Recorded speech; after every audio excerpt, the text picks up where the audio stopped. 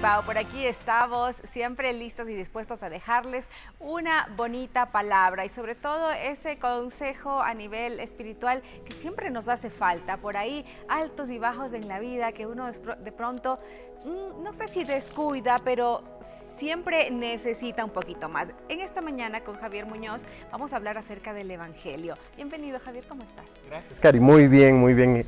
Encantado, siempre es un gusto estar aquí. Y pues, como decía, ¿no? Acabamos de pasar la Semana Santa y normalmente es de esa época en la que estamos pensando en Jesús, en el Evangelio, en todo lo que pasó. Y quería tocar ese tema porque es tan importante para nosotros. Creo que no hay una verdad más importante que el Evangelio. Y a veces puede ser un tema delicado, puede ser un tema controversial, pero creo que es tan importante que lo hablemos, ¿no? Y es que efectivamente, como tú mencionas, es como que una semana o unos días especiales y no debemos dejar pasar eso, olvidarnos, ¿no? Sino siempre tener presente que sobre todo el perdón de Dios está ahí y la misericordia de Él y sobre todo el amor. Exactamente. Así es que queremos hablar. Esa época para aprovechar y hablar lo más que podamos, ¿no? Y normalmente cuando uno se pregunta ¿qué es el Evangelio? Lo que a uno le responden normalmente es sí, que Jesús, ¿no? El Hijo de Dios se hizo hombre, murió en la cruz para perdonar nuestros pecados. Y eso es ahí donde nos quedamos, ¿no? Pero va más allá de todo eso.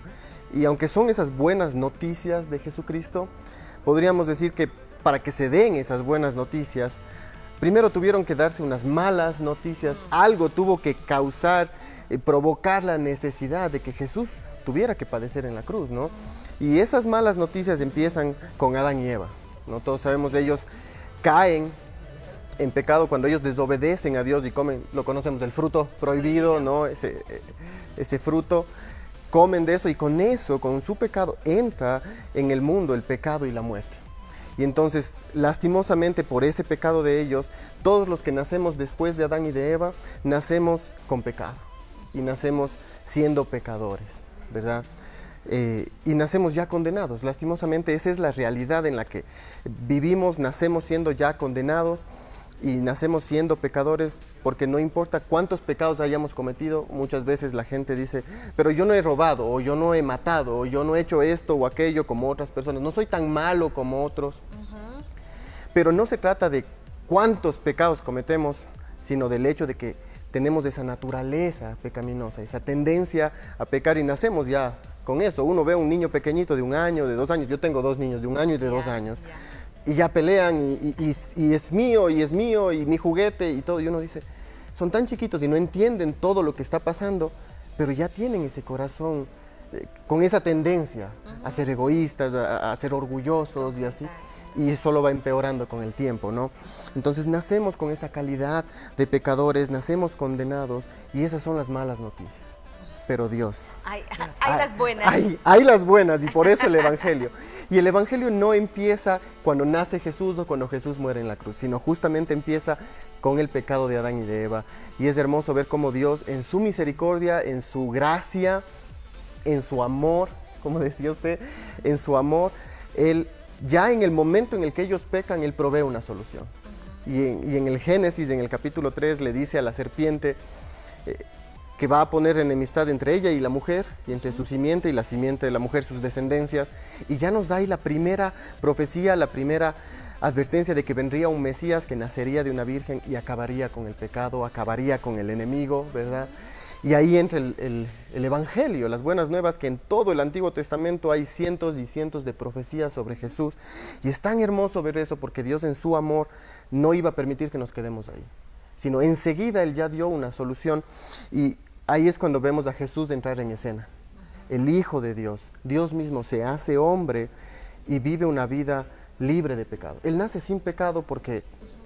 Como Él fue concebido, lo conocemos, lo hemos escuchado siempre, por obra y gracia del Espíritu Santo. Él es concebido por el Espíritu en el vientre de María y Él nace sin pecado, nace libre de pecado y Él vive una vida perfecta. Y por esa vida perfecta, Él puede morir en la cruz y ser el sacrificio suficiente, completo y perfecto por cada uno de nosotros. O sea, es tan hermoso ver cómo Dios lo hace. De lo que nacemos condenados, Él nos da esa solución. Y Jesús en esa cruz Él paga el precio que nosotros jamás podríamos pagar. Tenemos una deuda con Dios, nos dice la palabra. Tenemos una deuda que es impagable, pongámoslo así. Si usted tiene una deuda con el banco de miles de millones de dólares, en esta vida nunca lo va a poder pagar, ¿verdad? Va a ser imposible. Claro. Pero viene alguien y le dice, Cari, yo voy a pagar su deuda, todo está pagado, intereses, capital, todo. Y usted dice, bueno, ¿y ahora yo cómo te pago a ti? Claro. No tienes que pagarme, ya está pagado y perdonado y se acabó. Eso es lo que Algo hizo Jesús, similar, claro. algo así, ¿no? Él toma toda esa deuda que estaba en mi cuenta bancaria y la pone en su cuenta, en la cruz, y toda la justificación, la justicia que estaba en su cuenta la pone en la mía. Y ya no hay deuda. Y entonces cuando yo me presento delante de Dios perdonado, justificado, Dios me ve a mí y en mí ve a Jesús. Esa es la idea. Entonces Él en la cruz paga el precio que yo nunca podría pagar, no importa las buenas obras que haga, no importa lo bueno que sea, les he de decir a la gente en la iglesia, no importa si yo soy la Madre Teresa, ¿no? Nada de eso me va a salvar, sino es Jesús, solamente el sacrificio de Jesús. Y en la cruz no solo que compró el perdón de nuestros pecados y pagó el precio, sino que Él también nos da salvación. ¿De qué nos salva? Sí, de la condenación, del infierno, como lo decimos, pero Dios nos salva de Dios, de su ira justa. Y también nos da vida eterna, para que en vez de estar condenados, podamos vivir por la eternidad, por todos los siglos, con Él. Seremos glorificados, nos dice la Biblia, seremos perfectos con Él, nos da adopción como hijos de Dios. Dios literalmente nos hace sus hijos. Y eso es hermoso. Por supuesto, y es que qué bonito escucharte, estaba escuchándote también con atención porque desde el inicio, ¿no? Este preámbulo y este contexto para poder entender de verdad ese gran amor que Dios tiene con nosotros. Y finalmente, como tú mencionabas ahora en esta semana o en estos días que pasamos, a mí me quedó una frase tan bonita que decía, todo es mejor o todo es bueno con Dios, mucho más después de la muerte y resurrección de Jesús, ¿no? Porque ahí está realmente el amor y representa absolutamente todo. Porque uno humanamente se pone a pensar, ¿no? Y tal vez te imaginas cómo pasó aquello y dices, wow, soportar todo eso, de verdad eso ya es algo sobrenatural, pero tenía que darse para que podamos nosotros estar aquí. Y si uno se pone a pensar cómo fue la muerte de Jesús en la cruz, es una cosa horrible, es la peor de las muertes, es la peor tortura que pudo darse una persona, y Él lo soportó todo por amor, ¿sí? Por amor, porque fue su amor y el gozo de lo que venía, dice la Biblia, el gozo que estaba puesto delante de Él, lo que lo llevó a soportar todo ese sufrimiento, ¿no? ¿Y cuál era ese gozo? Todo lo que vendría después de la resurrección. Exacto. Porque con la resurrección Dios lo que nos dice es, yo acepté el sacrificio de mi Hijo y fue un sacrificio perfecto y suficiente, y todo lo que viene después de Él, eso es lo que nos da Jesús con la resurrección. La adopción como hijos de Dios, el perdón de nuestros pecados, la salvación, la vida eterna y el hecho de que cuando estemos en el reino de los cielos con Él, no solo vamos a estar ahí cantando alabanzas como creemos muchas veces, no, vamos a reinar, vamos a gobernar con Él, porque seremos la esposa de Jesús, la iglesia, y vamos a gobernar con Él, y esa es nuestra esperanza, ¿verdad? Entonces es hermoso pensar en eso. Un día escuchaba una frase, alguien dijo, el verdadero amor no tiene forma de corazón, sino tiene forma de cruz. Y eso es hermoso, porque ahí en la cruz es donde, con brazos abiertos, es donde Jesús nos dio la demostración más grande, incondicional y perfecta de amor. Y eso es maravilloso. Y uno, ¿qué es lo que tiene que hacer ahora? Alguien se pregunta, bueno, ¿y qué tengo que hacer yo?